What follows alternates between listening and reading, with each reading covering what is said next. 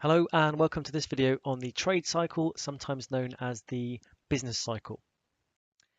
So to start off, we need to think about GDP. And if we recall, GDP stands for Gross Domestic Product, the final value of all goods and services produced within a country in a year. And if we look at it from the UK's perspective, then this is what happened to UK GDP between 2006 and towards the end of 2013.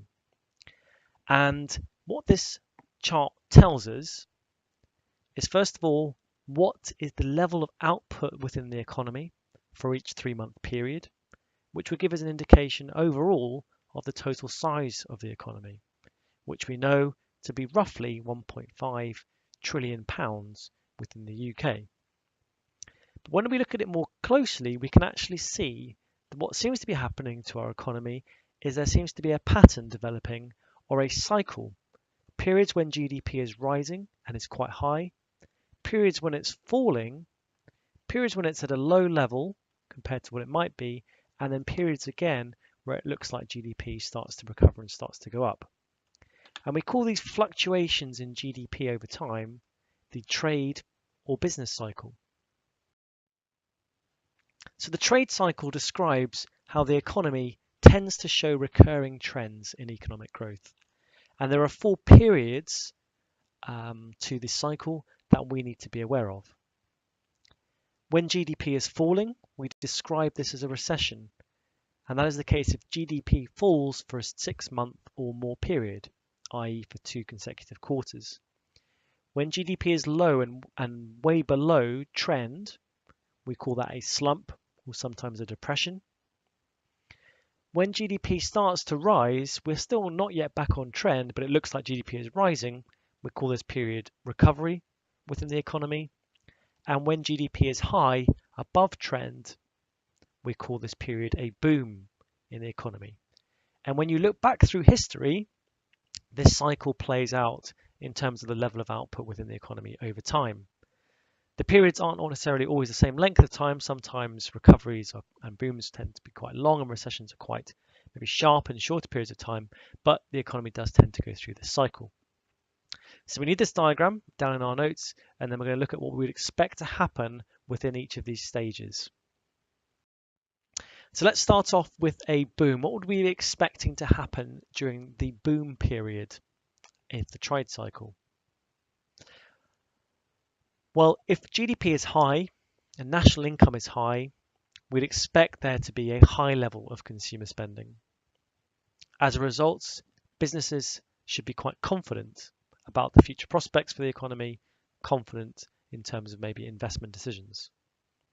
So we will see rising profits for businesses and investment. Now, because the economy is operating near full capacity, there's a large amount being produced.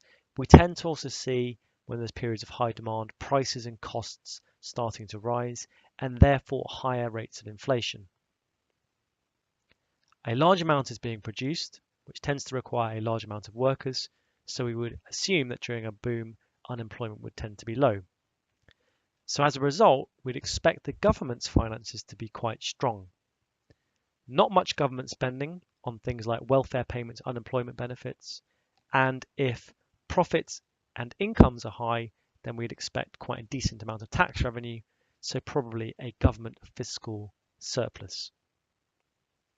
What about during the course of a recession? Well, we would expect falling levels of consumer spending when the level of output is decreasing. In particular, a big feature of recessions is lower confidence. People see GDP falling, less is being produced. There's more uncertainty about whether the economy is getting wealthier, whether there is going to be as much job creation, for example. So lower profits for business, and consequently, businesses start to cut back on investment. If there's lower demand in the economy and spare supply, we'd expect to see deflation or certainly disinflation, a slower rate of inflation.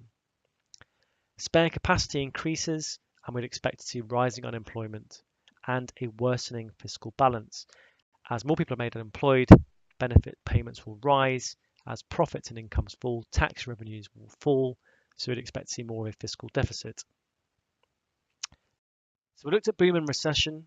Now let's look at recovery and slump.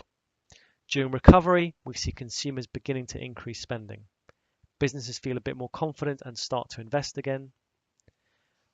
But it might take a bit of time for these effects to really be felt and for unemployment to stop growing. During a slump, we would expect to see very weak consumer spending and business investment. We'd expect also to this stage to see business failures. So maybe businesses can withstand a recession, but wouldn't be able to withstand a slump. Again, we would expect to see during this period rapidly rising unemployment. And lastly, we'd expect to see deflation, low levels of demand, spare capacity, so price levels starting to fall. So in this video, we've looked at the ups and downs of the trade cycle. That's it. Thank you very much.